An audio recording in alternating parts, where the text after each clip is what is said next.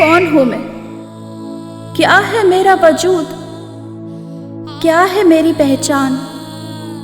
किसी की बेटी, किसी की बहन, किसी की बीवी, या फिर एक जिस्म जिसे नोचने को तैयार है चील, कौवे और भेड़िए। जीते जी तो लड़ गई मैं उनसे, पर मरने के बाद मेरे मुर्दे जिस्म को भी नहीं छोड़ा उन्होंने।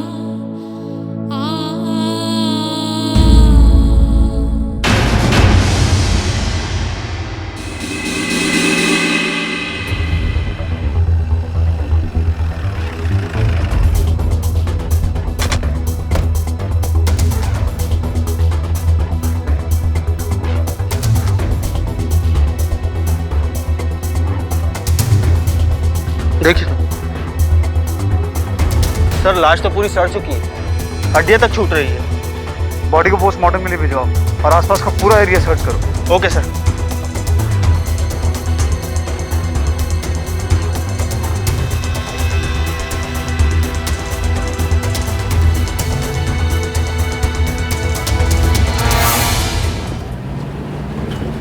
लाश करीब 4 से 4.5 महीने पुरानी है।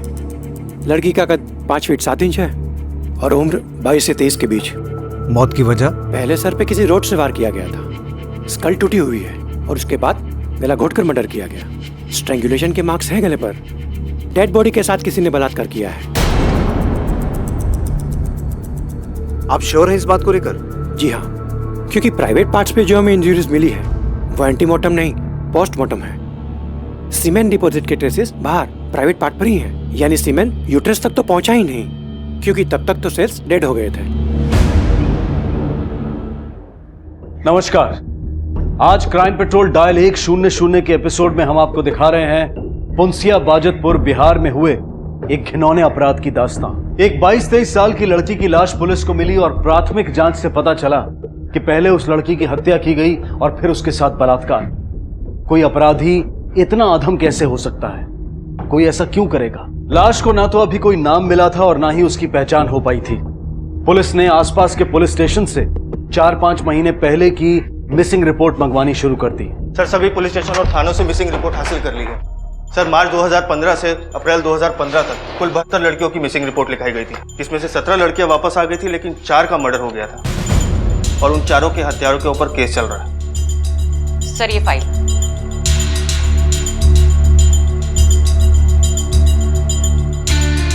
लतिका, तुम्हारी हाइट कितनी? 5.3। और पाठक तुम्हारी? Sir, 6 feet. तुम्हारी पत्नी की? तकरीबन 5 फीट 3 इंच। पाठक, जिस लड़की की डेड बॉडी मिली है उसकी हाइट है 5 फीट 7 इंच और हमारे यहाँ इतने ऊंचे कद की लड़कियां बहुत कम मिलती हैं। पाठक, एक काम करो, जिन लड़कियों की मिसिंग केस की फाइल अभी तक क्लोज नहीं हुई है उनके परिवारों से पता करो ऐसी कितनी लड़कियां हैं जिनकी हाइट लगभग इतनी है। सिर्फ उन्हीं परिवारों को शिनाख्त के लिए बुलाओ। मुझे लगता है अब इस लड़की का कद ही इस केस को सुलझाने में हमारी मदद करेगा।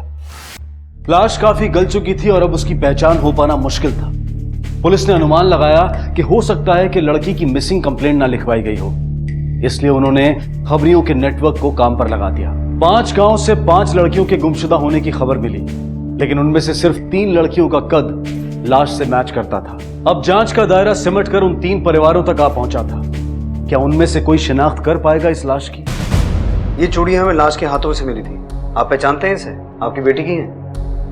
नहीं साहब, न तो ये चूड़ियां हमारी बिटिया के हैं और न ये लाश। नहीं साहब, हमारी बहन लंबी जरूर थी पर ये नहीं हो सकती। ठीक है, आप लोग जा सकते हैं। वो तीसरी फैमिली का क्या हुआ? सर, तीसरी फैमिली एक ड्राइवर की है, नाम है फिरोज। उसकी बीवी लापता है, अभी पटना गया हुआ है, देर रात तक लौटेगा। कल सुबह तक थाने आ जाएगा।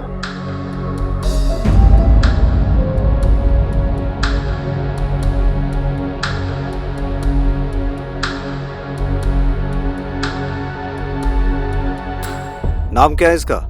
पता नहीं साहब। तेरी बीवी का जो लापता है? साहब, ईऊ नहीं है। अबे, तेरी बीवी का कोई नाम था कि नहीं? फरीदा। कद? इतना होगा साहब, लेकिन ये सब काहे पूछ रहे हैं आप लोग? 4 महीने से लापता है ना तेरी बीबी? हाँ साहब, लेकिन वो लापता नहीं है, भाग गई किसी दूसरे मर्द के साथ। अरे हमारे लिए तो उसी दिन मर गई थी जिस दिन हमें छोड़ के गई वो। अब उसके अम्मी अब्बू जाने और ऊ जाने, हमसे उसका कोई लेना देना नहीं है साहब, हमें माफ कीजिए। कहाँ रहते हैं उसके माँ बाप? यहीं कटोरिया गांव में। और सुन, जब जरूरत पड़ेगी बुलाएंगे। ठीक है साहब। पाठक, सर। फिरोज के ससुराल वालों को बुलाकर लाश दिखाओ। मुझे लगता है अब यही फैमिली हमें मुजरिम तक पहुंचाएगी।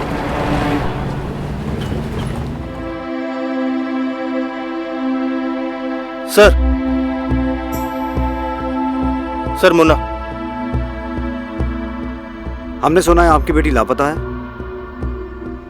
आपकी बेटी लंबी थी, लगभग उसी कद की एक लड़की की सड़ी हुई लाश मिली है हमें। हमारी बेटी नहीं होगी साहब। बिना लाश को देखे कैसे कह सकते हो कि तुम्हारी बेटी नहीं है?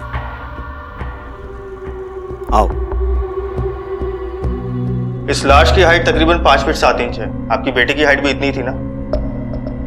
हमारी समझ में कुछ नहीं आ रहा साहब, कैसे पहचाने हम इसको? आप इन चूड़ियों को पहचानती हैं? नहीं। ठीक है, आप दोनों बाहर बैठिए।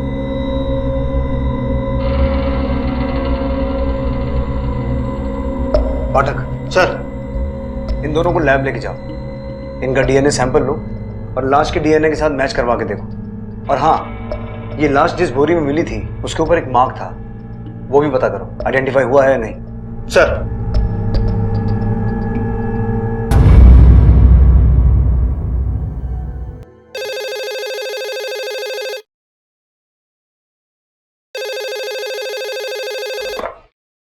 हेलो सर, उस लाश का डीएनए मुन्ना बाबू और रज्जो का डीएनए से मैच हो गया। मतलब लाश फरीदा की है? जी सर। थैंक यू डॉक्टर साहब। पाठक। सर। फरीदा की दोनों फैमिलीज को बुलाओ। अब इन दोनों फैमिलीज की कुंडली हमें खोलनी होगी।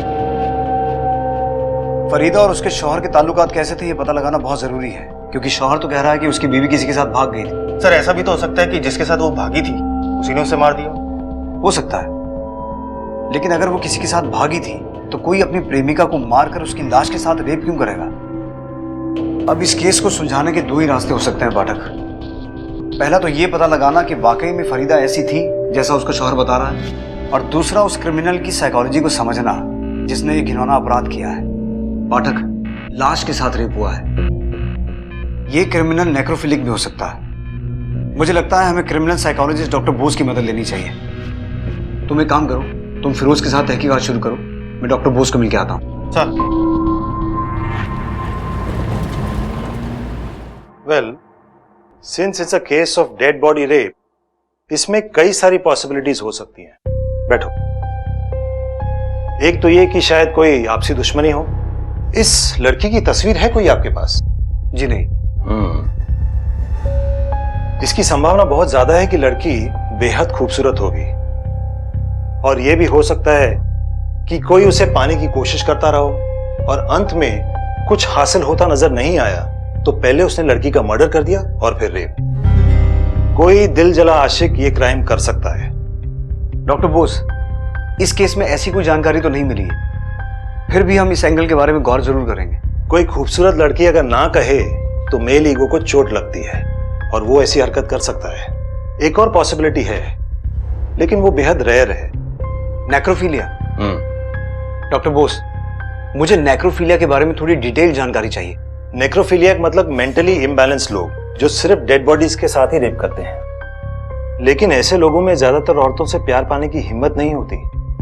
अपीयरेंस से वो लोग शाय दिखते हैं, औरतों से नजरें भी नहीं मिला सकते, लेकिन अपनी शारीरिक जरूरतों की पूर्ति करने के लिए वो लोग डेड बॉडीज की तलाश करते रहते हैं। ऑपर्चुनिस्टिक नेक्रोफिलियक्स। लेकिन ऐसे केसेस बहुत रेयर होते हैं, क्योंकि हमारे यहाँ ज्यादातर डेड बॉडीज को दफनाया नहीं जाता बल्कि जलाया जाता है। डॉक्टर बोस, ऐसा भी तो हो सकता है कि लड़की का खून किसी और ने किया हो और उसके बाद डेड बॉडी के साथ रेप किसी और ने किया हो सकता है। अगर ऐसा है तो आपको एक नहीं दो मुजरिमों को तलाशना होगा। लेकिन इस केस को सॉल्व करने का सबसे अच्छा और आसान तरीका है विक्टिम के बारे में जानना, विक्टिम की पर्सनालिटी के बारे में जानना, क्योंकि विक्टिम की हिस्ट्री ही आपको क्लू दे सकती है कि उसे किसने मारा होगा। इसका मतलब है हमें शुरुआत वहां से करनी होगी जहां से फरीदा की कहानी शुरू हुई, उसके अपने माता पिता के घर से भागने से।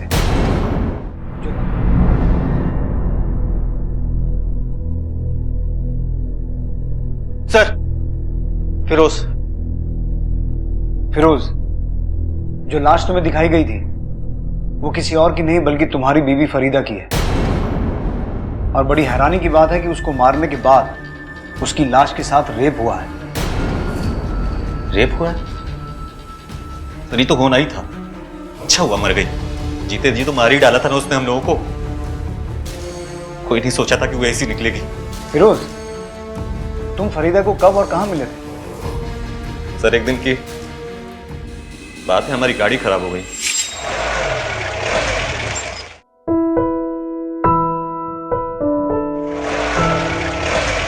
हम कुछ मदद करें आपकी? अरे आप क्या मदद करेंगे हमारी? अरे आप गाड़ी स्टार्ट कीजिए, हम धक्का लगाते हैं। क्या बात कर रही हैं? अब आप धक्का देंगी? अरे काहे हम धक्का नहीं लगा सकते? अरे लड़की है पर कमजोर नहीं। चलिए आप गाड़ी स्टार्ट कीजिए, हम धक्का लगाते हैं। देखते हैं। चलिए। 1 2 3।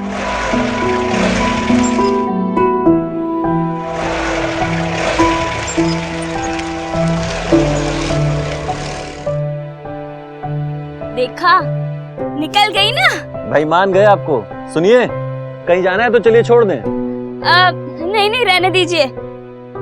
और वैसे भी देखिए ना, पाँव पूरे खराब हो गए, आपकी गाड़ी खराब हो जाएगी। अरे तो हमारे पैर में कौन सा गुलाब का पंखुड़ी जड़ा है? साहब का गाड़ी है, कोई टेंशन नहीं है, आ जाइए। अच्छा ठीक है, फिर चल लेते हम।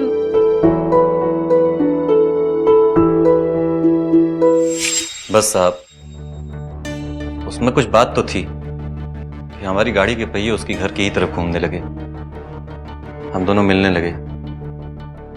इश्क हो गया था साहब उससे। एक दिन हम दोनों ने भाग कर निकाह कर लिया।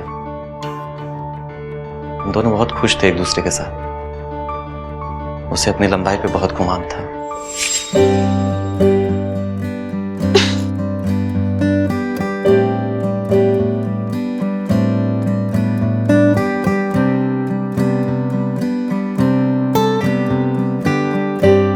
अरे फिरोज, हाँ, सुनो तो, यहाँ हो ना। हुआ क्या? इतना काहे शर्मा रहे हो? हाँ, बीवी है हम तुम्हारी, कोई परोसन नहीं। अरे लेकिन काम का है। बस यहाँ खड़े रहो, काम कुछ भी नहीं है, चुपचाप खड़े रहो और निहारो कि तुम्हारी बीवी कैसे पंखा साफ करती है। जो काम आज छुप छुप के कर रहे हो ना, तो यहाँ पर करो। क्यों? हाय अल्लाह, ये तो देखा ही नहीं हमने। 1 फुट नाटे रह गए तुम हमसे। लगता है तुम्हारी अम्मी तुम्हें बचपन में दूध कम पिला रही। अच्छा जी, अभी बता। अरे नहीं। सुनो, अब बताओ, इसकी अम्मा ने कम दूध पिलाया? सिर्फ 2 इंच से चूक गए हम, वरना हमारे शौहर हमसे नाटे होते। गलत आदमी से दिल लगा बैठे ना। तुमने ना जरूर कोई चीटिंग की होगी हमारे साथ। चीटिंग तो वो कर रही थी हमारे साथ। घर वालों से लड़ाई लेके निकाह किए थे उसके साथ, अपनों से दुश्मनी मोल लिए थे। बदले में उसने कहा दिया धोखा, घर छोड़ के भाग गई किसी यार के साथ। फिरोज, क्या लगता है तुम्हें किसके साथ भागी होगी तुम्हारी बीवी? पता नहीं साहब, पता नहीं किस किस के साथ चक्कर चला रही थी। अरे हमारी तो इज्जत ही मिट्टी में मिला के गई। अब कहां मुंह दिखाएंगे साथ वालों को? ठीक है, तुम फिलहाल जा सकते हो। पाठक सर, इस फरीदा को समझने के लिए अब उसके माँ बाप से मिलना होगा, क्योंकि शायद उनसे मिलने के बाद इस किरदार का कोई दूसरा पहलू सामने आया।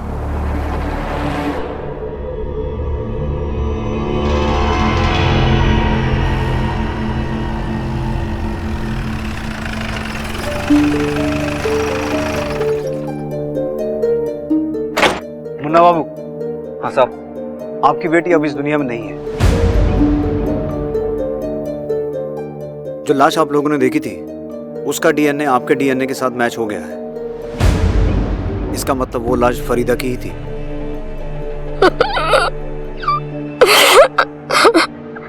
संभालिए अपने आप को। मुन्ना बाबू, हम आपकी बेटी के कातिल को ढूंढ रहे हैं और इस काम में हमें आपकी मदद चाहिए। हमने आपको पहले बताया नहीं, लेकिन आपकी बेटी का पहले कत्ल हुआ और फिर उसकी लाश के साथ किसी ने जबरदस्ती की, बलात्कार किया उसके साथ। आपको किसी पर शक है? कोई अंदाजा है कौन हो सकता है जो आपकी बेटी के साथ ऐसा घिनौना अपराध कर सकता है? नहीं साहब, सच कहें तो हम हमारी बेटी के बारे में कभी समझ ही नहीं पाए। बड़ी उम्मीद थी उससे, किस बाप को नहीं होती। पर एक दिन वो भाग गई किसी के साथ। बाद में पता चला कि उसने शादी कर ली है। दोनों कहीं अलग रहने लगे। लड़के का नाम फिरोज था। फिर फिरोज के माँ बाप ने भी उन दोनों का रिश्ता कबूल कर लिया और फिरोज अपने खानदान के साथ ही रहने लगा। हमें लगा कि हमारी बिटिया खुश है वहां। ईद का मौका था, हम दोनों बिटिया की ससुराल गए। लीजिए, मुंह मीठा कीजिए, आपकी बेटी फिर से भाग गई। अरे वैसे भी आप लोगों को तो अपने आप पर फक्र होना चाहिए। अरे ऐसा क्या सिखाया है आप लोगों ने? ऐसे कौन सी परवरिश दी है अपनी बेटी को? कोई भी चाहने वाला मिला नहीं कि वो भाग जाती है। अरे फरीदा की अम्मी, आप क्यों सर झुका रही हैं? अरे खाइए, मिठाई खाइए। अरे अम्मी, थोड़ा भी जाने दो।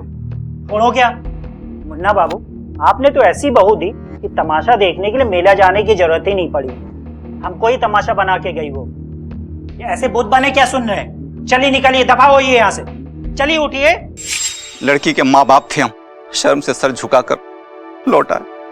बुरा मत मानिएगा, लेकिन जब फरीदा आप लोगों के साथ यहाँ रहती थी शादी से पहले, तब उसका किसी के साथ कुछ? नहीं साहब, हमारी बेटी ऐसी नहीं थी। हाँ, वो बहुत हंसी मजाक करती थी। वो कद में लंबी थी ना, इसलिए जो भी लड़के उससे कद में छोटे थे ना, उनका बहुत मजाक उड़ाया करती थी। पर हमारी बेटी ऐसी नहीं थी। आपकी बेटी और फिरोज के बीच मोहब्बत थी, फिर उनकी शादी भी हो गई। फिर अचानक ऐसा क्या हुआ कि? ये तो हमारी भी समझ में नहीं आ रहा साहब। 1-1.5 साल में ऐसा क्या हो गया कि वो भाग गई? आपके पास आपकी बेटी की कोई तस्वीर तो होगी?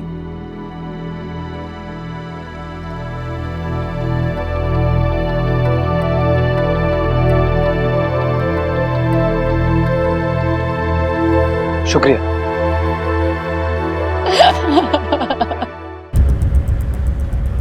जैसा कि डॉक्टर बोस ने कहा था, लड़की वाकई खूबसूरत है। ऐसा लगता है ये खूबसूरती ही इसकी दुश्मन बनी होगी। बहुत चाहने वाले होंगे इसके। सर, कोई दिलजला आशिक भी तो हो सकता है इसके पीछे। इसके शौहर को जरूर पता होगा कि कौन इस पर मर मिटने को राजी था और कौन इसे मार के मिटाने को। पहली बार तो उसने साफ साफ जवाब नहीं दिया, लेकिन अब वही हमें बताएगा कि इसके कितने आशिक थे और कौन कौन था। फिरोज, ये तो तय है कि तुम्हारी बीवी का खून किसी दिलजले आशिक ने किया है। साहब, कहा जाने कितने दिलजले आशिक थे उसके। अरे बच्चलन थी साहब, हम तो फंस गए उससे शादी करके। हमारे घर से ही भाग गई। भागकर गई कहाँ थी और किसके साथ भागी थी? पता नहीं साहब, लेकिन आए दिन लोग उसको इधर उधर देखा करते थे उसके आशिकों के साथ। और ये आशिक था कौन? किसने देखा? कहाँ देखा? अभी 4-5 महीने पहले देखा गया था उसको उसके आशिक के साथ, यही कबीरपुर दरगाह पर। रघु भैया ने देखा था उसको, दौड़ के आए और हमको बताया, लेकिन जब तक हम लोग वहां जाते निकल चुके थे दोनों। रघु भैया कौन है? हमारे गांव में रहते हैं। कहीं उसी की नजर तो नहीं थी फरीदा पर? अरे नहीं साहब, बहुत अच्छे आदमी हैं, बड़े भाई के जैसे हैं हमारे। हमारे निकाह में बहुत मदद किए थे। पाठक, दरगाह पे जाके पता करो, पता तो चले ये सच बोल रहा है या झूठ। सर,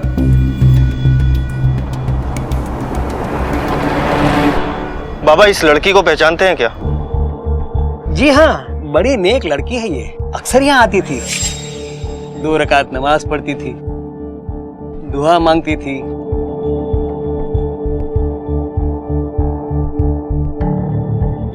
गरीबों को खाना खिलाती थी।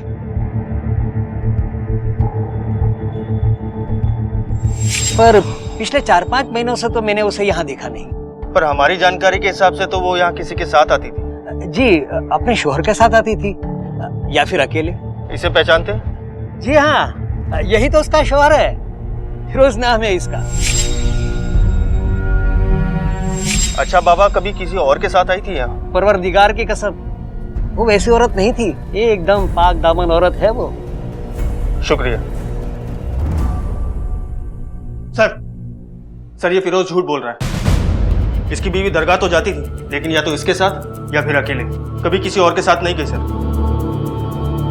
और सर 4 महीने से तो वो दरगाह गई नहीं। वह झूठ बोलकर गुमराह कर रहा है तू। साहब हम काहे गुमराह करेंगे आपको?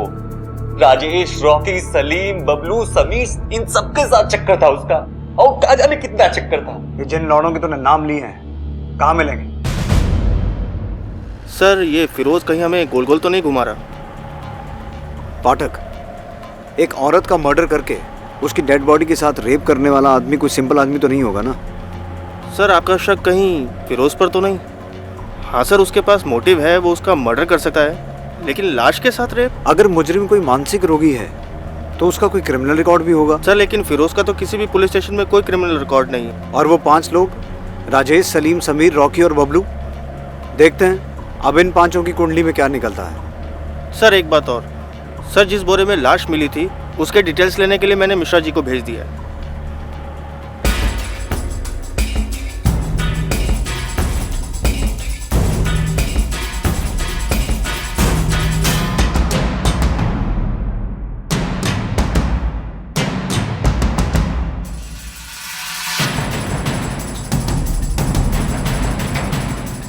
रॉकी ना पत्ते वो तेरा पेरी करता है। चुप रोतले, हरदम रोते ही रहता है।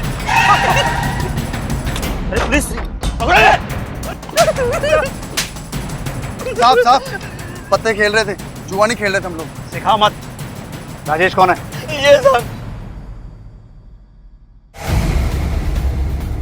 तूने फरीदा को आखिरी बार कब और कहाँ देखा था? सब फरीदा भाभी को उनके घर पे। भाभी बोलता है, तेरा चक्कर था ना उसके साथ? अरे नहीं साहब, अम्मा कसम, हमने तो बस एक बार उनके हाथ की बनाई फिरनी खाई थी, बस उसके बाद तो मैंने देखा भी नहीं साहब। जब से वो गायब हुई तब से कहीं देखा? नहीं साहब, कहीं नहीं देखा। राजेश झूठ मत बोल, फिरोज ने हमें बताया कि तू उससे मिलता था। साहब वो झूठ बोल रहा है, सारा हमको वो। तुझी को क्यों फंसा रहा है? कोई तो वजह होगी ना। गायब होने से पहले उसको मैं फिरोज के साथ लड़ते हुए देखा था। हमारे वजह से घर में कौरा मचा है, हमारे वजह से?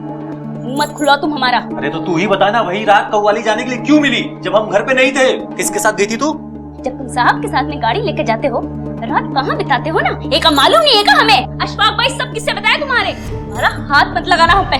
बाकी जनानियों की तरह कमजोर नहीं है हम। उस दिन किस तरह से फंसे हुए पहिए को निकाल लिया था ना, उसी तरह तुम्हारा हाथ उधर फेंक देंगे। एक दिन कव्वाली कहाँ चले गए तो क्या बच्चा हो गए का हम? अरे कुछ ना कुछ तो करती होगी ना तू, बार बार नाम काहे उछलता है तुम्हारा?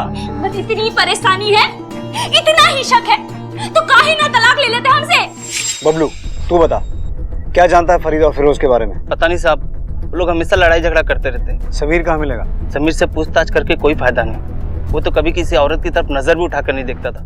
उसका किसी के साथ क्या चक्कर होगा साहब? पाठक सर, समीर को उठा के लेकर आओ और इन सबका पार्सल थाने भिजवाओ। सर। सर सर ये है समीर।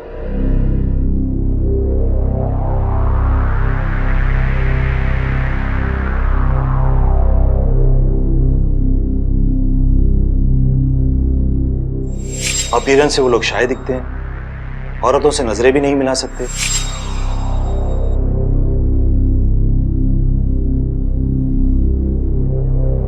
पाठक इससे पूछताछ हम नहीं करेंगे। तो फिर कौन करेगा सर? समीर, समीर नाम है ना तेरा? बैठ। मस्ताना लेडीज टेलर के यहाँ कटिंग का काम करते हो ना तुम? जी मैडम। फरीदा आती थी वहां? हाँ। नीचे क्या देख रहा है? नजरें मिलाकर बात कर। खूबसूरत थी ना वो? जी जी नहीं मैडम।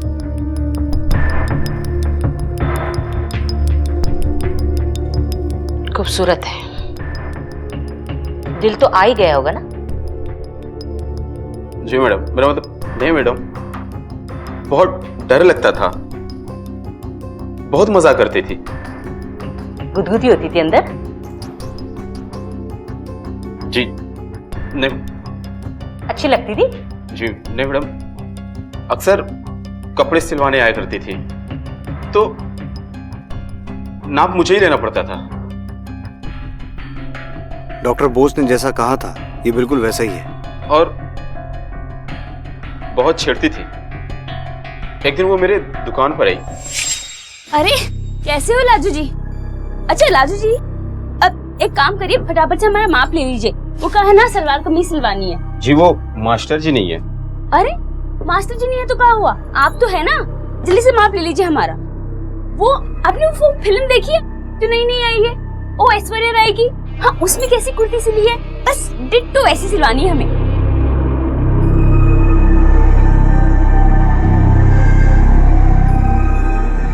अरे इतना कपकपा क्यों रहे हैं आपके हाथ? अच्छा अब छोड़िए, हम बताते हैं, लिखिए 36। जी वो आप लाज सब बाद में बहुत तो क्या छुई हुई बोले आपको? हाँ, आपकी ना शादी करवा दे। आपकी शादी लड़की से करवाएं या फिर? अच्छा मैं बाद में आती हूँ। इसलिए खून कर दिया तूने फरीदा का? खून? क्या कह रहे सब आप? भला मैं खून क्यों करूंगा? सिर्फ खून ही नहीं, लाश के साथ रेप किया तूने। रेप? हेलो, हाँ 1 मिनट, ठीक है हम आते हैं। लतिका, जब तक ये सच ना बोले अच्छे से मेजरमेंट लो इसका। कैदी की वर्दी सिलवानी है इसकी।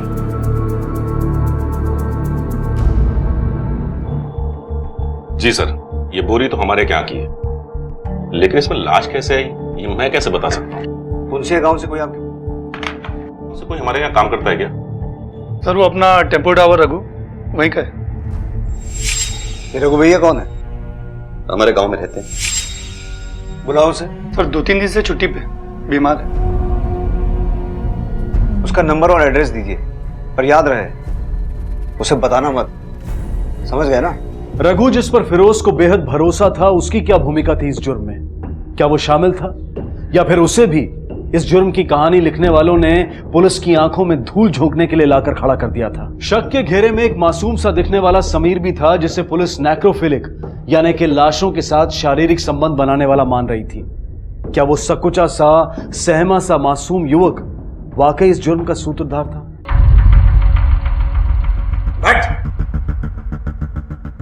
और क्या क्या किया रघु ने तेरे लिए? सिर्फ लाश फेंकने के लिए बोरी का इंतजाम किया था या खून में शामिल था वो? क्या कर रहे हैं साहब आप? हम काहे करने लगे खून? रघु भैया ने तो निकाह के वक्त हमारी काफी मदद की थी, वो काहे करेंगे खून? देख फिरोज, तेरी उल्टी गिनती शुरू हो चुकी है।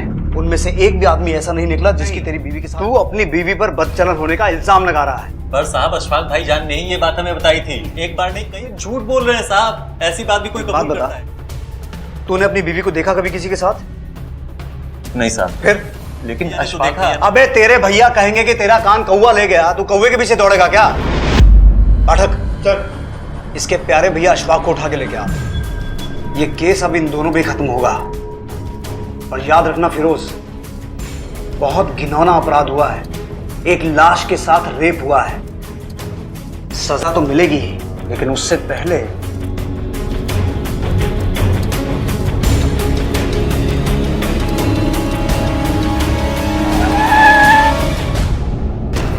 चल अशफाक खड़ा हो। अरे साहब, तेरे हजामत हम बनाते हैं। अरे साहब लेके चल। साहब, फरीदा औरत नहीं, आफत थी, आफत। तो उस आफत को तूने रास्ते से हटाया या तूने अपने भाई की मदद की उसे रास्ते से हटाने में? अल्लाह कसम साहब, मैंने कुछ नहीं किया, पर यह सच है कि मेरे छोटे भाई की बीवी की हरकतें कुछ ठीक नहीं थी। अच्छा, जरा हम भी तो सुने। फिरोज जब घर से निकल जाता तो फरीदा भी कहीं गायब हो जाती, देर देर तक घर नहीं आती। आस पड़ोस के लोग तरह तरह की बातें करने लगे। लगाम रखना सीख, नहीं तो किसी दिन हम सबके चेहरे पर कालिख पोत कर भाग जाएगी।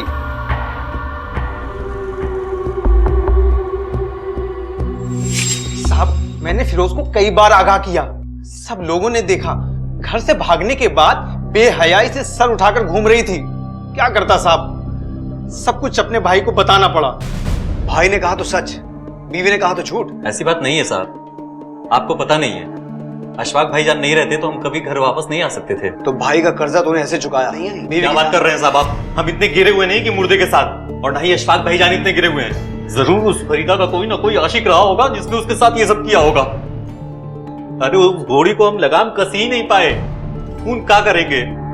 और रही अशफाक भैया की बात, अरे उनके पीछे तो खुद ही दौड़ी थी मारने वो। अरे फिरोज, ये कहाँ है? जब कल रात हम घर पे नहीं थे, कहाँ थी तू? काहे बौखला रहे हो इतना? कव्वाली सुनने गए थे। किसके साथ गई थी कव्वाली सुनने? जैसे अपने घर से भागी थे, हमारे साथ किसी और के साथ भागने का इरादा है क्या तेरा? फिरोज, जबान संभाल के बात करो। आवाज नीची, शौहर है हम तेरे। बहुत कुछ बताया अशफाक भाईजान ने तेरे बारे में। हाँ तो जाके कह दो अपने अशफाक भाई से। हाँ, बीवी हम तुम्हारे, निगाह की है तुम्हारे साथ में। कोई घर में पड़ा हुआ पैजामा नहीं कि 4 दिन वो पहने 4 दिन तुम। अशफाक! अरे बाप रे! अब आपको यकीन नहीं आता तो बबलू से पूछ लीजिए। बबलू ने जो बताना था बता दिया है। अब तो सिर्फ ये बता, तूने अपनी बीवी को मारा क्यों? जिसकी कसम खिलानी है खिला लीजिए साहब, हमने खून नहीं किया। अरे एक तो थप्पड़ जरूर मारा है उसको जब गुस्सा मगज पे चढ़ जाता था। अरे भाई को गाली देगी तो गुस्सा नहीं आएगा का? तो तू फरीदा के बारे में अफवाहें फैला रहा था और अपने भाई के मन में शक के बीज बो रहा था। नहीं साहब, मेरा छोटा भाई तो मेरे बेटे जैसा है साहब। नहीं साहब, क्या बे? हम कंचे खेलते हैं और तू हमारा बड़ा भाई है जो हमें घुमाएगा? नहीं साहब, हम तो छोटे लोग हैं, हम क्या घुमाएंगे। लेकिन हम सच बता रहे हैं, आस पड़ोस में तरह तरह की बातें होने लगी तो किसी का भी दिमाग खराब हो जाता। यहाँ तक तो हमने फिरोज को कई बार समझाया, भाई ठंडे दिमाग से काम ले। इसका मतलब ये हुआ कि फरीदा का खून तूने नहीं, तेरे भाई ने किया है।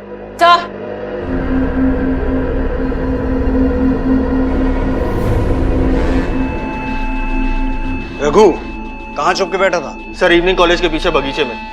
ये और राजेश दोनों दोस्त हैं और दोनों के दोनों हिस्ट्री शीटर। अब इनकी हिस्ट्री के नए पन्ने हम लिखेंगे। मिश्रा जी, आप प्रस्तावना लिखिए, हम आते हैं। जी सर। लतिका जी समीर को जाने दो। जी सर। पाठक सर, अब इस केस का असली मुजरिम हमारे हाथ में है। अशफाक, फिरोज, राजेश या रघु, या फिर ये चारों।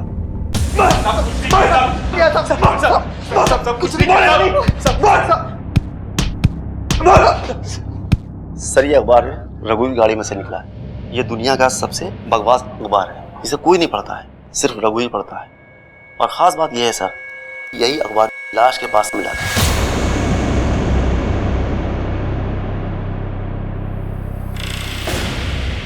बोलो, क्यों मारा फरीदा को?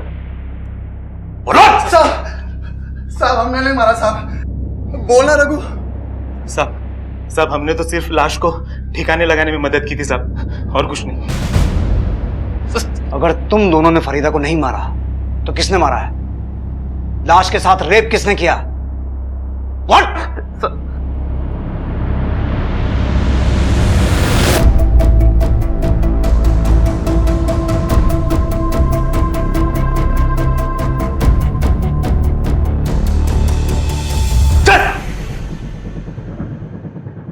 बोल, इन दोनों में से कौन है?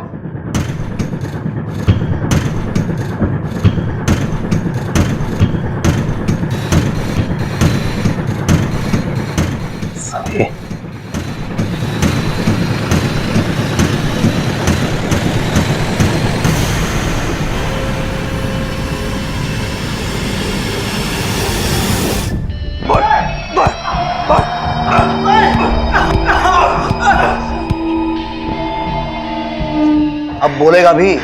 मैंने मारा फरीदा को। पहले मैं फरीदा और फिरोज के शादी के खिलाफ था। जब मैंने फरीदा को देखा तो देखता ही रह गया। मैंने अब्बू को मना लिया।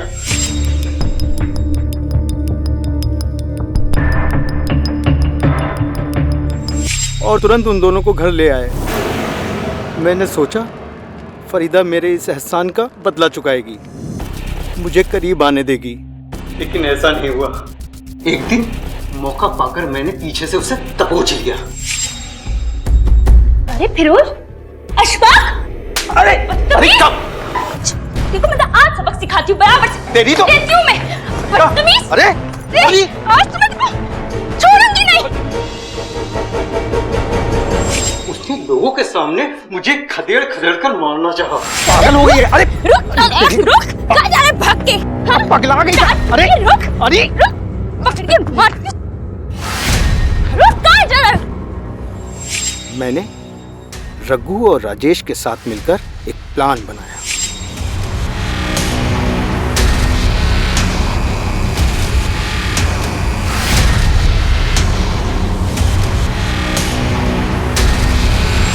उसे रघु पर बड़ा यकीन था, रघु को उसके पास भेजा। भाभी जान, अस्सलाम वालेकुम। वालेकुम अस्सलाम। आइए भाई। और भाभी जी, आपको एक खुशखबरी देना चाहते हैं। हाँ बताइए। फिरोज भाई है ना, फिरोज भाई ने घर बनाने के लिए एक जमीन खरीदी। तो मैंने ये सोचा कि कहीं आपको बाद में जमीन पसंद ना आए, तो चलो मेरे साथ आपको दिखा देता हूँ। अरे सोचिए मत भाभी जी, चलो मेरे साथ, मैं आपको दिखा देता हूँ। अच्छा, खुशी की बात है, इतने का सोचना। आइए भाभी जी, मैं हूँ ना आपके साथ। हाँ हाँ चले। जमीन दिखाने के बहाने टेम्पो में उसे बिठा लाए।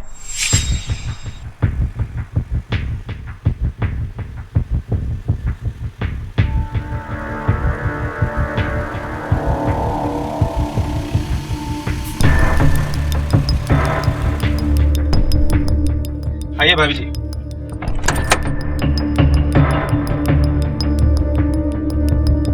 ये देखिए, ये जमीन खरीदी है इतना बढ़िया सा। ये जमीन खरीद रहे हैं फिरोज? हाँ भाई। यहाँ कौन आएगा? हम बताते हैं।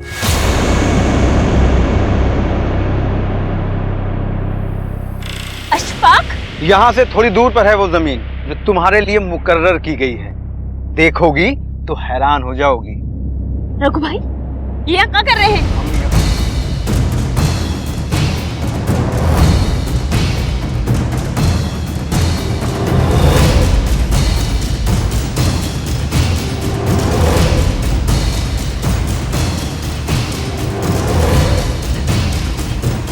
रुक रुक रुक! ला रुक फरीदा, रुक!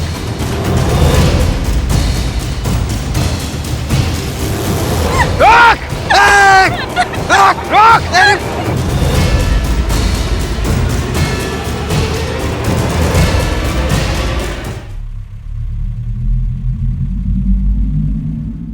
इतने ताने सुने थे नौटे होने के, दिमाग सुलग उठता था। सामने तो लाश पड़ी थी साहब, लेकिन दिमाग में जीती जागती फरीदा।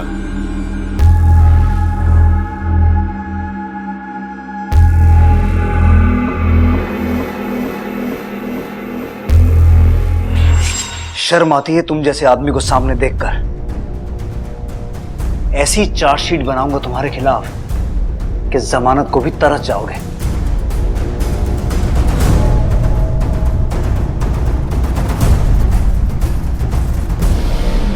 रघु, राजेश और अशफाक पुलिस की हिरासत में हैं। चार्जशीट दाखिल हो चुकी है, लेकिन अदालत की कार्रवाई शुरू होनी अभी बाकी है। सर, हाँ, यहाँ ये क्या हुआ? ये देखिए सर, लाश को घसीटने के निशान। ऐसा लगता है कि विक्टिम को यहाँ लाकर नहीं मारा गया है।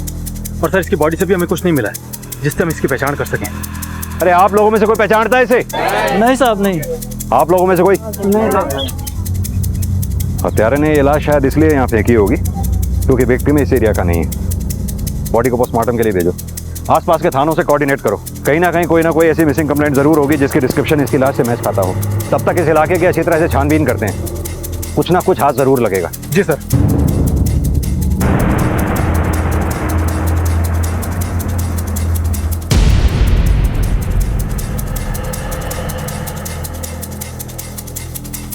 तुम सही कह रहे हो, इसे मारा कहीं और गया और लाकर पुलिस स्टेशन के सामने फेंक दिया गया। और यह काम किसी अकेले आदमी का मुझे लगता नहीं है। और अगर यह काम किसी अकेले आदमी का है तो उसे लाश को खेत और जंगल के रास्ते घसीट के लाने में बहुत मुश्किल हुई होगी।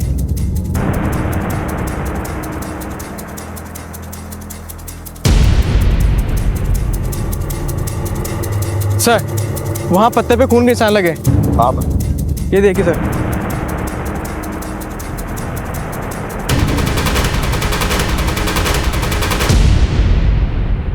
ये ब्लड के सैंपल्स इकट्ठा करो। Okay sir. सर, खून के धब्बे देख के तो ऐसा लग रहा है कि लाश को इसी तरफ से लाया गया हो। मलिक, ये जंगल और खेत खलियान का इलाका तो यहाँ आकर खत्म हो गया। यहाँ से अपने पुलिस स्टेशन तक की दूरी करीब 1.5 से 2 किलोमीटर की होगी। मान लो हत्यारा यहाँ से लाश को लेकर घुसा और पुलिस स्टेशन तक घसीट कर ले गया तो उसे खासी मेहनत करनी पड़ी होगी। लेकिन सर, लाश को 2 किलोमीटर तक घसीट के ले जाना, और वो भी ऐसी लाश जिसे ले जाने में तकलीफ हुई हो, कोई भी हत्यारा इतनी मेहनत क्यों करेगा? जो इंसान एक जिंदगी को खत्म कर सकता है वो 2 किलोमीटर तो क्या 5 किलोमीटर तक भी लाश को घसीट कर ले जा सकता है। सवाल वो नहीं है, सवाल ये है कि उसने लाश को पुलिस स्टेशन के सामने ले जाके क्यों फेंका। वो कहीं और भी तो ठिकाने लगा सकता था उसको। सर शायद ये हत्यारा जानबूझकर ऐसा चाहता हो कि हम इस लाश तक जल्द से जल्द पहुंचे। तो तुम्हारे कहने का मतलब ये है कि लाश तक हम नहीं, लाश हम तक पहुंची है। ऐसी बेनाम लाश जिसके बारे में हम उतना ही जानते हैं जैसे कि एक कोरा कागज। इस लाश के बारे में पता करना इतना आसान नहीं होगा। आसपास के घरों और गांव में पता करो, शायद कोई घर ऐसा मिले जिसका इस लाश से कनेक्शन हो। और हाँ, इस लाश की फोटोग्राफ को हर इलाके में सर्कुलेट करा दो। हो सकता है कोई मिसिंग कंप्लेंट ऐसी मिले जिसका इस लाश से मैच हो। जी सर।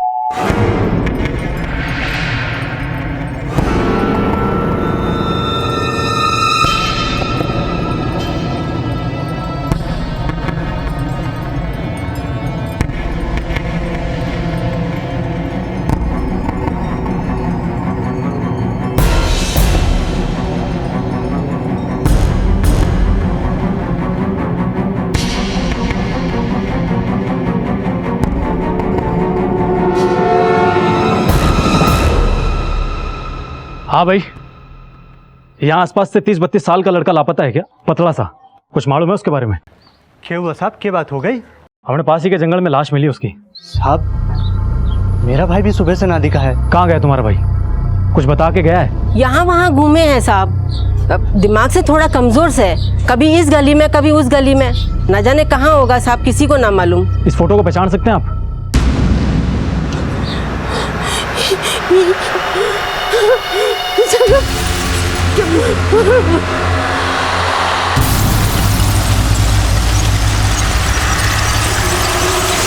पुलिस की जी तोड़ कोशिशों के बाद आखिरकार उस शव की शिनाख्त हो गई, लेकिन सवाल यह था कि इस शख्स की हत्या किसने की और क्यों। मृतक के परिवार को इस बात पर यकीन नहीं हो रहा था कि उन्होंने अपने परिवार के एक अहम सदस्य को खो दिया था। शव की शिनाख्त के बाद पुलिस ये जानने में जुट गई कि आखिर ये मामला क्या था और आखिरकार किसने इस मानसिक रूप से विकलांग जगत को इतनी बेरहमी से मारा था। पता नहीं साहब, किसने मारा और क्यों मारा मेरे जगत को। अरे मेरा बेटा किसी का बुरा कर ही नहीं सकता था, इतनी समझ ही कहाँ थी उसमें। मतलब? अरे साहब, देखने में बड़ा जरूर था, उसका दिमाग भी कमजोर था, बिल्कुल 10-12 साल के बच्चे की तरह बर्ताव था उसका। लगी ले, मेरी बारी है, मैं खेलूंगा। ले। और ऐसे नहीं खिलाते किसी कम। क्यों नहीं खिलाते? मैं खेलूंगा, समझ गया के? अरे ला, मेरी बारी है, ला। ओए, मेरी बारी है। यहाँ पे सिर्फ हम लोग खेलते हैं, हम किसी को ऐसे नहीं खिलाते। जाओ जाओ अपने दोस्तों के साथ खेलो। जाओ जाओ जाओ जाओ जाओ जाओ खेलो अपने दोस्तों के साथ। मुन्ना कौन खिलाओ? तो देख फिर, कोई कौन खेल रहा है? कोई कौन खेल रहा? कोई कौन खेल? कौन खिलाओ? खिलाएंगे, जाओ। मुन्ना कौन खिलाओ ना? मुन्ना कौन खिलाओ? मुन्ना कौन खिलाओ? कोई कौन खेल? मुन्ना कौन खिलाओ? मुन्ना कौन खिलाओ? मुन्ना कौन खिलाओ? मैं खेलूंगा, मैं खेलूंगा, मैं खेलूंगा, मैं खेलूंगा, मैं खेलूंगा। मतलब कि मानसिक रूप से वो बच्चे जैसा बर्ताव करता था। साफ ये कहना तो मुश्किल से, क्योंकि एक तो उसकी बचकानी हरकतें थी, दूसरी तरफ जब वो किसी लड़की से मिलता था तो उसका मिलने का अंदाज बहुत अलग होता था। क्या वो छोटे, तुम्हारी मोनू से लड़ाई कैसे हो गई? पहले उसने मेरे को मारा, तो उसने तुम्हें मारा तो तुम भी उसे मारोगे। क्या हुआ? कैसे गिरे तुम? चलो। ए मैं जगत, खेलेगी मेरे के लिए? खेलेगी मेरे साथ? खेलेगी? अच्छा हुआ मर गया साहब, अगर जिंदा होता तो मेरे हाथों से मरता। वो तो गांव वालों ने बचा लिया उसको। कहीं तूने तो अपनी अधूरी इच्छा पूरी नहीं कर ली? अगर इच्छा पूरी की होती तो पुलिस स्टेशन के बाहर नहीं, अंदर आके खुद बताता आपको। और जिसने भी ऐसा किया ना, बहुत अच्छा किया, भगवान उसका भला करे। साले ने मेरी बहन के साथ छोड़ो। शादी में ना ऐसे ही होता है। बचाओ! अरे कोई लड़की चिल्ला रही है। बचाओ!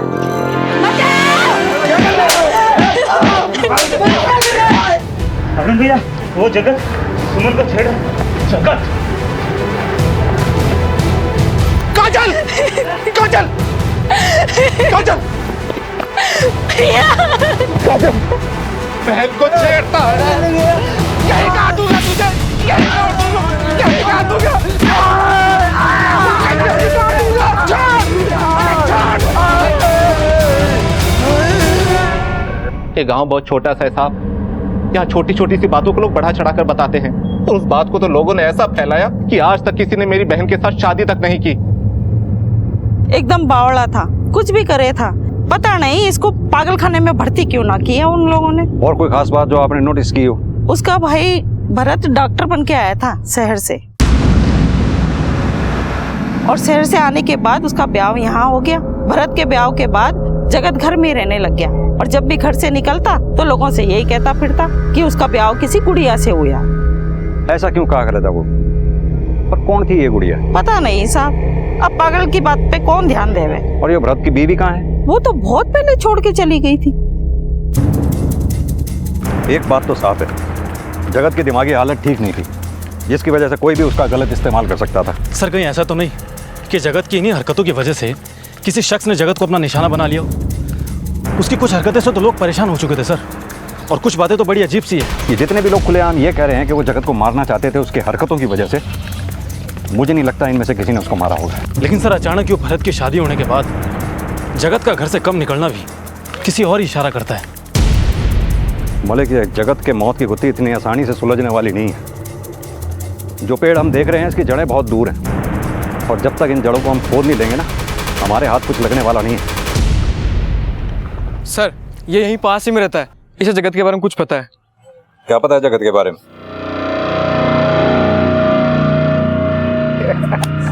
ओए जगत, ओए जगत, ओए जगत, ओए इधर आ। और भाई कहाँ जा रहा है? अच्छा सुन, हमने एक नया बहुत अच्छा खेल निकाला है, खेलेगा तू? नया खेल? हाँ। क्या है? शादी शादी, खेल को नाम है शादी शादी। शादी शादी? उसमें क्या हुआ है? इधर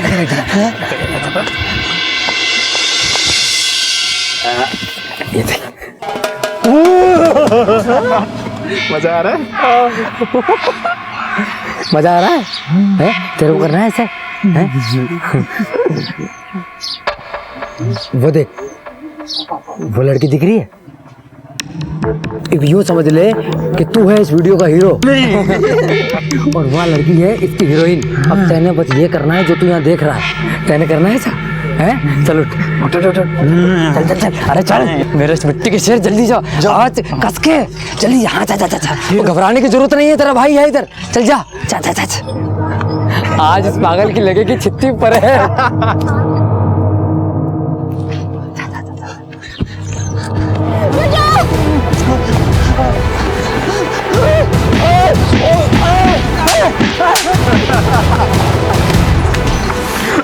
पागल की लग गई।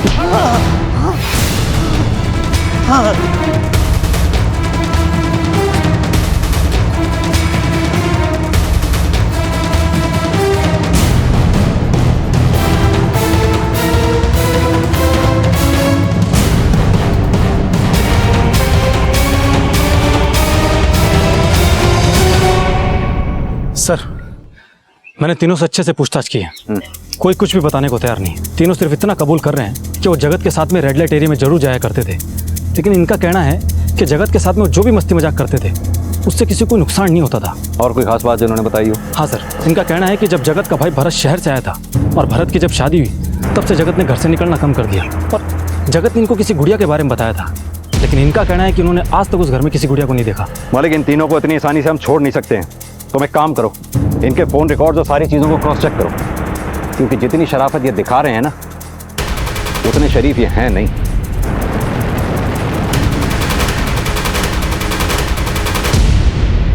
साहब, भरत जगत का छोटा भाई से अभी अभी शहर से डॉक्टरी करके आया से। जगत अगर किसी की बात सुनता था तो सिर्फ भरत की।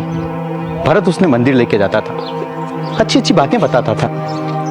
साहब, भरत की वजह से जगत को हम तीनों लड़कों से मिलने से रोक पाए थे। और गुड़िया, इसका तो नाम सुना ही होगा आपने, इसका क्या राज है? गुड़िया कुछ नहीं साहब, बस जगत के दिमाग का एक छलावा था। हाँ साहब, वो खुद ही औरतों के कपड़े पहन के अपनी ही बीवी की होने की नकल किया करता था, तो हमें लगा कि ऐसा करने से अगर वो शांत रहता है और दूसरों को नुकसान ना पहुंचाए तो ऐसा करने से हम उसे ना रोकते थे। लेकिन तुम तो अपनी बीवी को भी नहीं रोक पाए। उसे रोकना मुमकिन ना था साहब, उसे जगत से प्रॉब्लम थी, इसीलिए वो घर छोड़कर चली गई।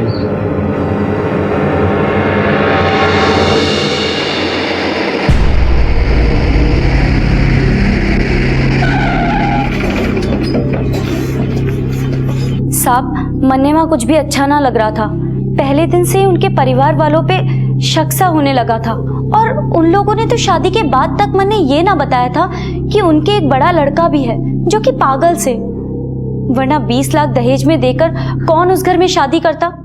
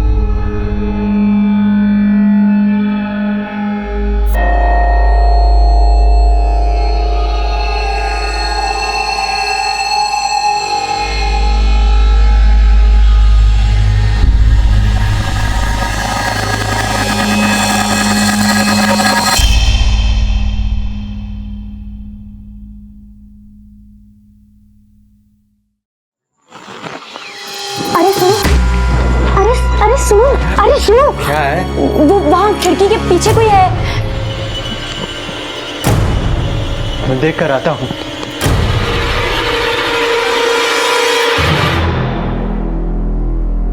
अरे डरने की कोई बात ना है, जगत भैया थे, पता नहीं कैसे आज बाहर निकल आए। कभी कभी उनको दौरे पड़ते हैं। बाहर निकल आए मतलब? और दौरे किस चीज के पड़ते हैं? चंदा, उनकी दिमागी हालत ठीक नहीं है। और ये क्या, आज के दिन ये सब तू सोच रही है? अरे आज तो हमारी सुहागरात है।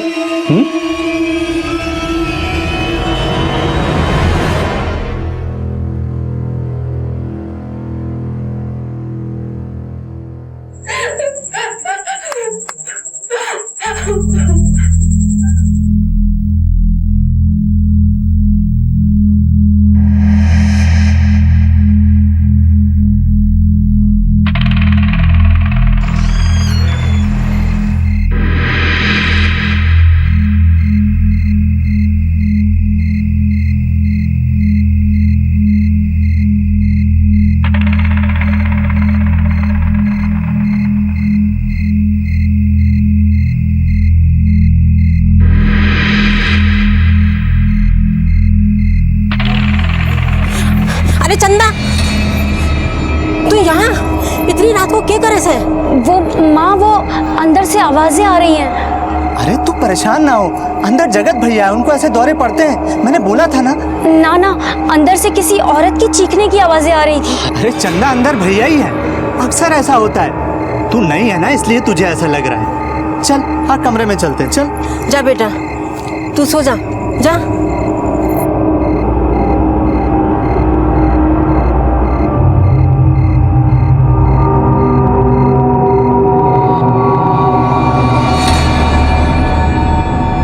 उसे यहाँ लाकर गलती तो ना कर दी हमने।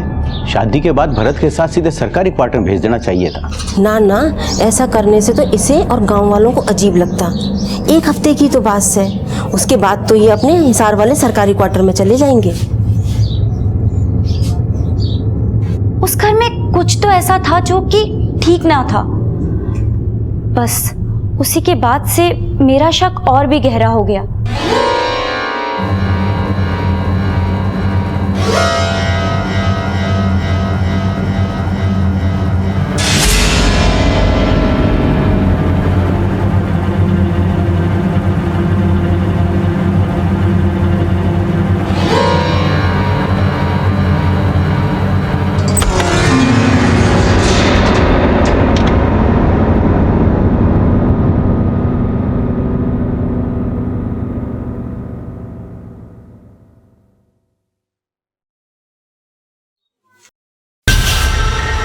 गुड़िया, मदद?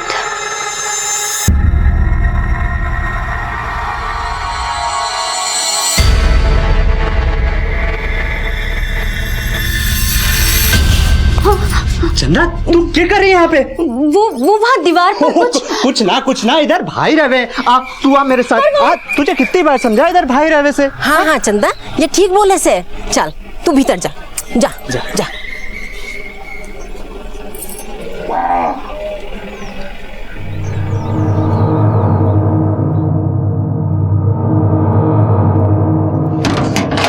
साहब, जब मैं वहां गई तो मैंने साफ साफ दीवार पर देखा था, वहां किसी ने नाखून से लिखा था गुड़िया मदद। लेकिन साहब जब मैं वहां दोबारा गई तब वहां ऐसा कुछ भी ना था, और ये बात मैंने अपने पति को भी बताई थी। मैं कसम से बोलूं हूँ, मैंने वहां दीवार पर गुड़िया मदद लिखा देखा है। चंदा के गुड़िया गुड़िया लगा रखा है तने? अरे आप हमारी बात पर विश्वास क्यों ना करो हो? ठीक है, चल अंदर जाकर देख कर आते हैं, उसके बाद ही तन्ने मन के वहम दूर होगा। चल। हाँ चलो। कहाँ लिखा है? अरे यही तो था। यही पर अब कहाँ गया?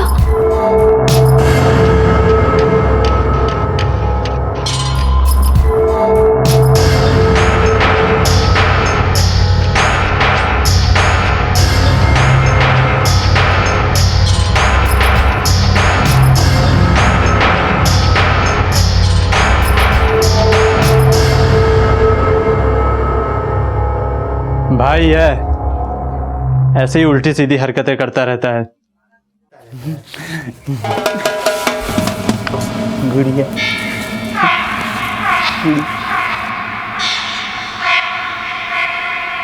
ये सब क्या हो रहा था मेरे कुछ समझ ना आ रहा था। मैंने जानने की कोशिश भी की पर कोई फायदा ना हुआ, और फिर उसके बाद मैंने वो घर छोड़ दिया और यहाँ चली आई।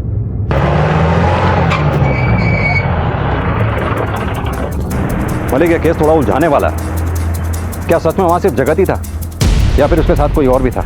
और अगर कोई था तो वो कौन होगा? इस केस में जितने मुंह उतनी बातें हो रही हैं, पर इन बातों में सच कहाँ छुपा है? सर, हमने जगत के घर के आसपास पता किया, उनमें से किसी ने जगत के यहाँ कभी कोई औरत नहीं देखी और ना ही जगत को कभी औरत के कपड़ों में देखा। सर क्यों ना एक बार भरत से पूछताछ की जाए, आखिर उसके आने के बाद से तो जगत के बर्ताव में बदलाव आया था। नहीं मलिक, ये सही मौका नहीं है भरत से पूछताछ करने का।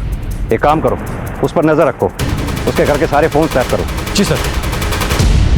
जिस केस की शुरुआत एक अनआइडेंटिफाइड बॉडी से हुई थी, वो केस अब कई सवालों से घिर चुका था, और उन सवालों में जो सबसे बड़ा सवाल था वो था एक नाम, गुड़िया। आखिर कौन थी ये गुड़िया और इसका क्या लेना देना था जगत के साथ?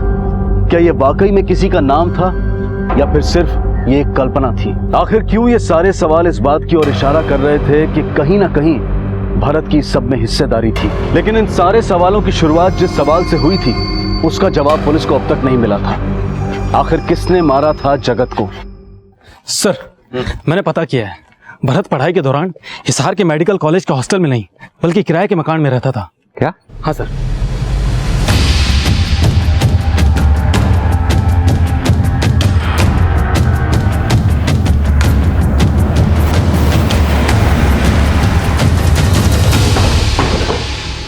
हाँ सर, ये मेरा ही घर है और भरत यहाँ किराए पे रहता था।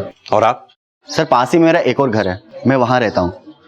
वैसे उसके साथ उसकी बीवी भी रहती थी। पक्का वो उसकी बीवी ही थी? हाँ सर, संध्या नाम था उसका, लेकिन वो आपस में हमेशा लड़ते रहते थे। और कुछ जो आप उनके बारे में जानते हो? हाँ सर, एक दिन संध्या को मैंने सड़क पर किसी आदमी से लड़ते हुए देखा था। वहाँ पूरे गांव के सामने मेरी इज्जत की वाट लगाकर तुम यहाँ ऐश कर रही है। और उस दिन उन दोनों के बीच में झगड़ा भी हुआ था। भरत पैसे चाहिए घर के लिए। अभी मैंने 10 दिन पहले तुझे दिए थे पैसे, 7,000 रुपए दिए थे ना मैंने। 7,000 में क्या होता है भरत? क्यों नहीं होता है? पहले तो होता था। भरत नहीं होता है। क्यों नहीं होता है? 1 महीने में खत्म हो चुके पैसे। वो कितने पैसे चाहिए तुझे? चिल्ला मत। कौन था वो आदमी जिसके साथ उसका झगड़ा हुआ था? ये तो मालूम नहीं, और ना ही कभी मैंने पूछा। अच्छा, आप हमारे स्केच आर्टिस्ट को उस लड़की का हुलिया बता सकते हैं? हाँ सर, जरूर। हाँ साहब, जो सच है कि मेरी पहले भी एक शादी हो चुकी थी। पहली शादी की बात मैंने इसलिए छुपाई क्योंकि उससे दहेज कम हो जाता साहब, इतनी बड़ी रकम दोबारा ना मिलती, बस इसीलिए मैंने शादी के लिए हाँ कर दी। तो फिर वापस क्यों गई वो? पता नहीं साहब, उसे तो मुझसे जुड़ी हर एक चीज़ से नफरत होने लगी थी। मैं उसकी हर एक बात नज़रअंदाज कर देता था साहब, लेकिन फिर भी वो एक दिन चली गई। भरत मेरे साथ रह नहीं सकता। अरे मेरी बात, तू मुझे कहीं लेके नहीं जाता, कहाँ जा रहा? के नहीं देता, तू जा कहाँ? कपड़े नहीं लाके देता मुझे। तू छोड़ मुझे, सुन मेरी, तू मेरे साथ रहने लायक ही नहीं है। और ये कौन है? संध्या इसे कैसे जानती थी? इस आदमी को तो मैं पहली बार देख रहा हूँ, मुझे संध्या ने कभी नहीं बताया इसके बारे में।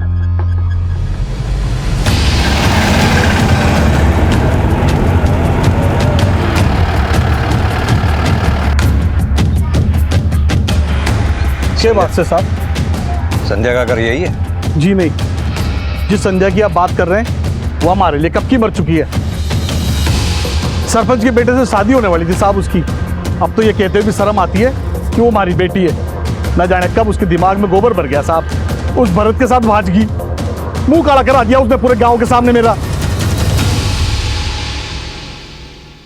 इसे पहचानते हैं आप? ये तो हरीश है साहब। इसकी फोटो लेके क्यों घूम रहे हैं आप? इससे ही तो संध्या की शादी होने वाली थी। छोरी तो संभालने न जाती तेरे से, मुंह उठा के रिश्ता लेकर चला आया। भाई शेखर, अब ये 3 लाख रुपए तो तने देने ही पड़ेंगे। 3 लाख? पर शादी तो हुई ना है। ये भी टेंट तंबू का खर्चा कौन देगा? तुम्हारी लड़की की गलती की सजा हम क्यों भुगते हैं? पैसे ना थे, मजबूर में जमीन बेचनी पड़ी। ना जाने कौन मनुष्य घड़ी में पैदा हुई थी। ना वो हमारी बहन है, ना इस घर की बेटी।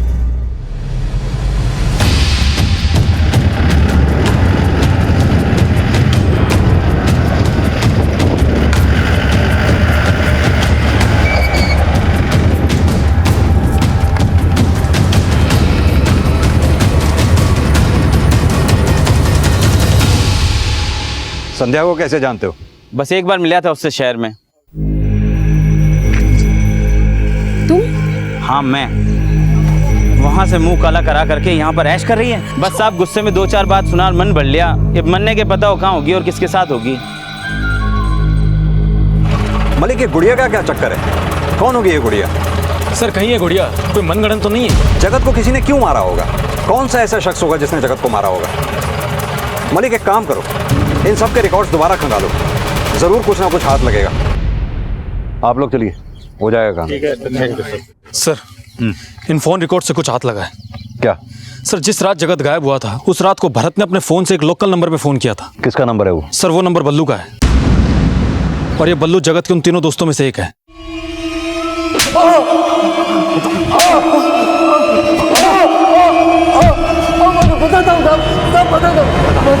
बता, किसने मारा जगत को? मैंने मारा साहब। तो फिर किसने मारा?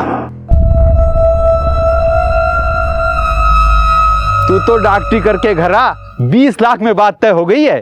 20? हाँ, शादी कर और उन पैसों पे ऐश कर। बावड़ा हो गया क्या तू? तूने 2 साल से शादी कर रखी और आज तक नहीं बताया। ये क्या करे? ये तो सोने के अंडे देने वाली मुर्गी है, किसी भी हालत में इसको छोड़ नहीं सके हैं। 20 लाख बार बार नहीं मिलेंगे।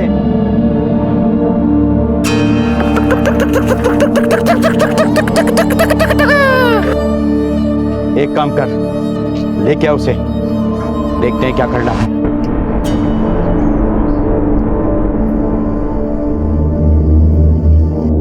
भरत 2 साल हो लिए, ये अचानक मम्मी पापा से मिलाने ले जा रहा। सब ठीक है ना?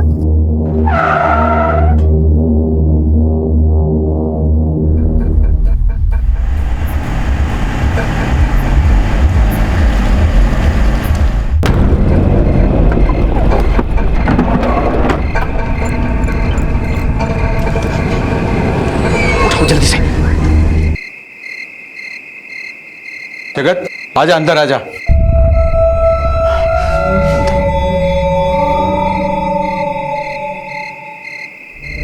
या ना आज से तेरी गुड़िया से तू ना इससे शादी खेल सके, इतने कोई ना रोके वो। लुगाई बनेगी या शादी के लो। मैं शादी करूं? बब्बू, मैं इसका हस्बैंड बनूंगा। शादी खेल लेंगे हम। शादी खेल लेंगे, ठीक है? चलो सब।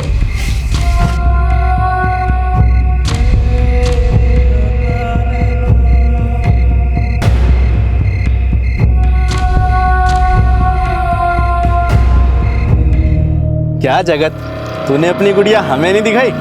ओए, मैं कौन दूं? मेरी गुड़िया मेरी है वा।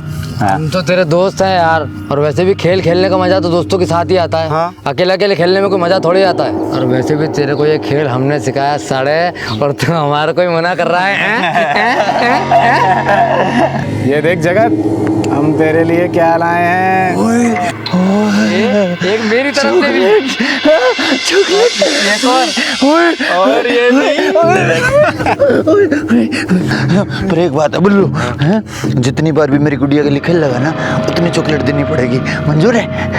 अरे एक नहीं 3 चॉकलेट लेके आऊंगा, और एक ये, एक मेरी तरफ से ये, और ठीक है।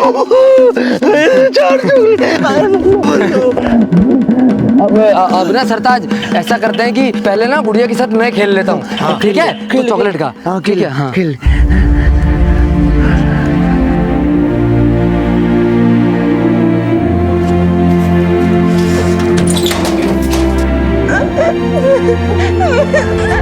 बस सर, उसके बाद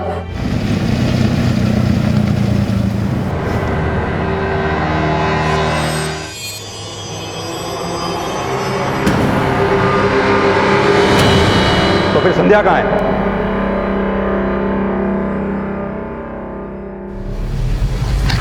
क्या रे शेखर, संध्या कहाँ है? क्या मतलब? देख, ज्यादा चालाक बनने की कोशिश मत कर, हमें सब पता चल चुका है। देख, अभी भी सच सच बता दे, वरना तू हमारा स्टाइल जानता ही है। सर मैंने इस बारे में कुछ नहीं पता। ये ऐसे नहीं बताएगा, लेके चलो इसे। चल पकड़ो इसे।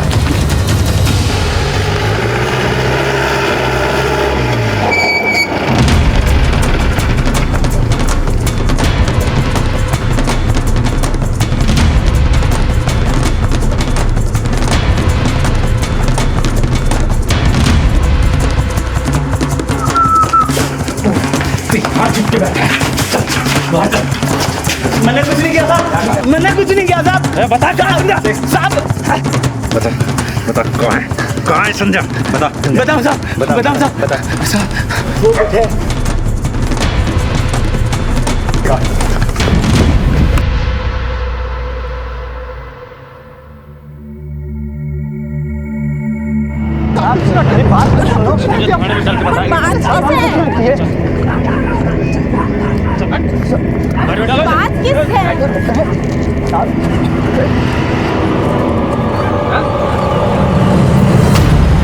लालच किसी भी इंसान को अंधा बना देता है, ये हमें मानसिक रूप से अपंग बना देता है। इस केस में दहेज के लालच की वजह से संध्या के साथ जो कुछ भी हुआ वो इंसानियत पर प्रश्न चिन्ह खड़े करता है। क्या हम इतने गिर गए हैं कि चंद रुपयों की खातिर अपने जमीर और ईमान से मुंह फेर लें? लेकिन गलती सिर्फ उनकी नहीं है जो इस विकृत सोच के साथ जीते हैं, गलती हमारी भी है जो हम इन्हें बढ़ावा देते हैं। क्या हम ये मामूली सी बात नहीं समझ सकते कि जिस रिश्ते की बुनियाद एक फायदे के लिए रखी जा रही है, उस रिश्ते का भविष्य कैसा होगा? बेशक हमारे देश की कई बेटियों ने न सिर्फ देश में बल्कि विदेशों में भी अपनी पहचान बना ली है, लेकिन हम फिर भी इस बात को नकार नहीं सकते हैं कि भारत के कई प्रदेशों में औरत की पहचान सिर्फ मर्द के इस्तेमाल और उनके मनोरंजन की चीज बनकर रह गई है। जरूरत है कि हम अपने बेटों को औरतों की इज्जत करना सिखाएं और उन्हें इस बात की शिक्षा दें कि लड़के और लड़कियां बराबर हैं और उनमें फर्क मात्र बायोलॉजिकल है। अगर राम सरन ने खुद औरतों की इज्जत करना सीखा होता और यही सीख अपने बेटों को दी होती तो जो संध्या के साथ हुआ वो कभी ना होता और ना ही जगत की जान जाती, और साथ ही चंदा की जिंदगी भी खराब होने से बच जाती। अब मैं अनूप सोनी आपसे विदा लेता हूँ, फिर मुलाकात होगी अगले एपिसोड में और खुलासा करेंगे एक और जुर्म का। तब तक अपना और अपने परिवार का ख्याल रखें और देखते रहें क्राइम पेट्रोल डायल 100। सबक एक को, सीख हम सबको। जय हिंद। क्राइम पेट्रोल के और भी दिलचस्प कहानी देखने के लिए हमारे चैनल को सब्सक्राइब करें और बेल आइकॉन दबाना न भूलें।